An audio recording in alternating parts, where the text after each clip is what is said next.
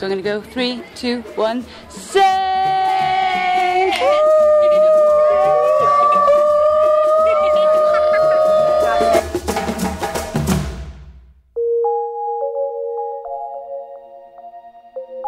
I'm Chanty, I'm 20 years old and I live in Cardiff. Obviously growing up on an estate, me and my friends were surrounded by people who weren't that great, do you know what I mean? There was no big major inspiration. So up until the age of about probably 15, 16, I just used to drink on the streets and smoke weed and do things like that, do you know what I mean? So in 2011, my friend who was a police community support officer approached me in the street and told me about this trip to Africa. And at first I thought, I wasn't going to go for it because I didn't think that someone like me could do something like that. So in the end I did, I applied, and then I had a phone call then saying that I was going to Africa, so it's good like. So for 6 weeks prior to the trip we did some training, so obviously the group that got chosen to go, we all worked together, we did teamwork, we did team building, and then we had to learn ourselves while we'd be teaching the children, so HIV and AIDS, nutrition and things like that. The night before we went, our mothers were crying, they were stressing, and we're sat there going, yeah, we're going to Africa in the morning, do you know what I mean? It was absolutely crazy. That was probably the most memorable moment of my life. Getting on that bus thinking, yeah, this is where it all starts.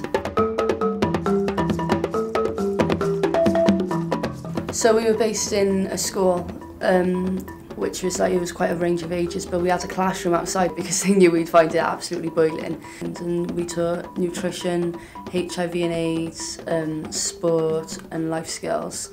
Obviously only a few weeks prior I'd just learnt these things, so to be teaching these people now is just like, this is amazing. So every time I stood up in a class, it was just like, it wasn't just like I was teaching a class, it was just like this massive step in my life, and or even just little confidence issues that I'd had before. So it was really nice. You could see how literally one day's lesson could just change the complete aspect on one subject for them. So for instance, like the one day we were teaching HIV and AIDS, and then they were like, well, we didn't know this, we didn't know that that was the percentage, we didn't know that this could be stopped this way. So it literally changed everything from us being there for 2 weeks, now educates the whole community. It was very rewarding for me to see how much the children were learning and how much respect they were giving me, because they didn't have to, I was just an outsider to them. They've got their everyday, day-to-day teachers. So for me to go in and get that much respect of kids, it wasn't just like that moment that I was appreciating, it was all the moments that I should have appreciated at that age, do you know what I mean? They were absolutely having the time of their life from one teacher while I was in school, just like, I don't want to listen to you, I want to go out, I want to go eat some food, like, you know what I mean? You want to go and do things that kids do. And they've got a totally different aspect on things, they look at life completely different. And that's when I sort of looked at things and thought, you know what, like, things do need to change. Relationships within my family before I went weren't great. To come back and just think, what are we arguing over? There's nothing to argue over. Like, to come home from having nothing for 2 weeks to having everything that I ever needed, like my family, my friends, a home, a roof over my head, food, running water, gas, the little things. It's just the normality here. 3-4 years ago, people would have looked at me and just thought, oh, where's she going now? Gone to have a drink, gone to smoke behind the shops and hide from her mother. And now they look at me and like everybody's proud of me, and that's something that I never thought the people would be of me. In general, it changed my outlook on life, it changed me as a person, and it changed who I want to be. Like, now my little brothers and sisters, after all the volunteering I've done and after Africa, actually have someone to look up to, and they actually have someone that they can say, do you know what, I want to be like you one day. And that makes me so proud to actually think I've gone from this person that not many people like to this person that people actually want to be now, and it's just nice to actually be an inspiration to people. Since coming back from Africa, I didn't just want that to be the end of it. I didn't want to just be like, you know, I've gone away for 2 weeks, I've learned some new things, and just get back to how I used to be. I didn't want to fall back into that routine. So I contacted Safe contacted me, and I've started volunteering 4 or 5 days a week. Literally, my whole time was just consumed with Safe. I've even like planned my own events, did some fundraising myself, so that was pretty big for me as well. So we did a karaoke night, and I raised a couple of £100, and I was just like, yes, I actually had an achievement, so it didn't just end there. So even though I've volunteered with Safe, and Safe is my main priority, I've been back abroad, and now I've been in Africa for 3 months. I went to Kenya, where I worked in a school and in an orphanage. Well, honestly, if I didn't get involved with SAFE when I did, I think that was just the end of the road. SAFE literally saved my life. Like, it has literally got the right name, like SAFE. It kept me safe away from everything. It stopped me being the bad person that I was, and I just couldn't see me being here if it wasn't for SAFE, to be honest.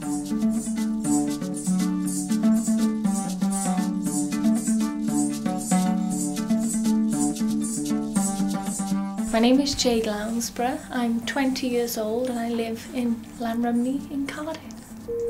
I was unemployed and I had just left college, but I had packed in college. I had left because I was so unhappy, and every single day I was just dreading the day ahead. I spent months and months looking for proper work, and then one day a leaflet came through the door. It was just a little ad. The SAFE Foundation are looking for 10 NEETs, not in employment, education or training, to participate in a project in Africa. So it said to turn up to the community centre in Trowbridge in Cardiff and for your interview. And so I went along and I got it. And then, yeah, and then it didn't stop from there.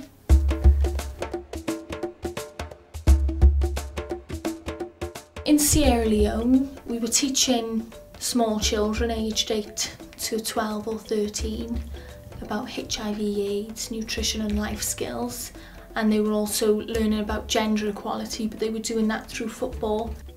Well, it was just some sense of responsibility going from a real child, I suppose, to a bit of responsibility where now children are coming to me for knowledge and information.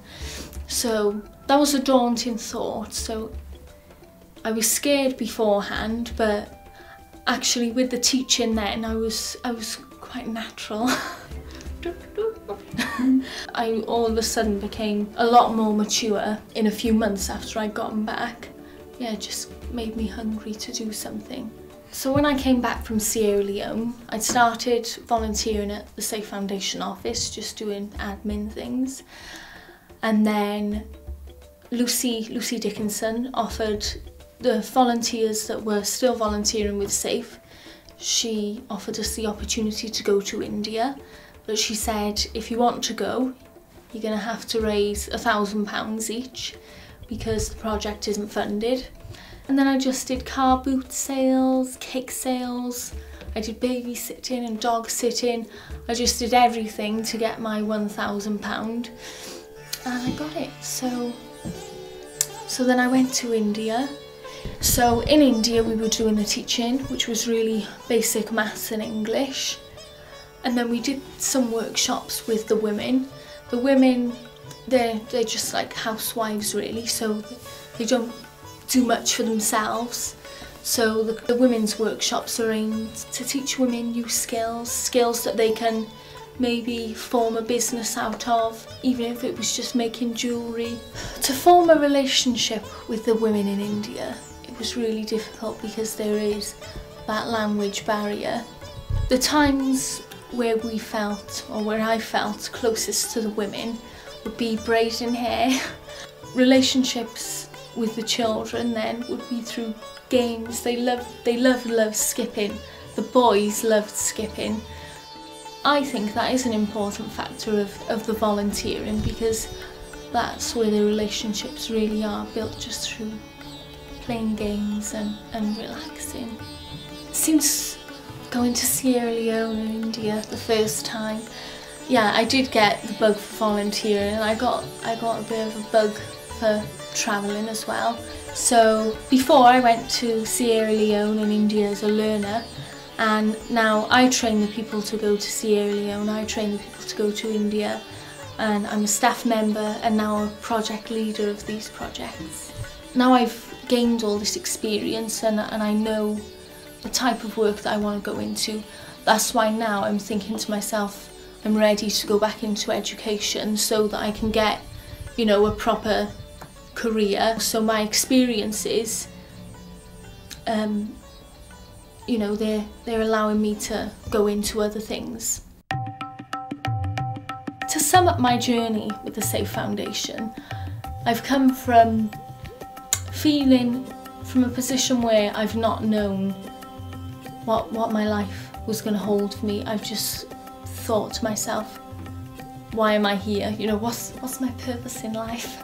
Volunteering has changed my world in so many ways. In one way, I've become such a happier person. I used to be painfully shy. No doubt I was always the shyest person in the room. I wouldn't speak unless somebody spoke to me. It's not only increased my confidence, it's taken my confidence to another level. So yeah, it's changed, not even just changed me slightly, it's really developed me to who I am today.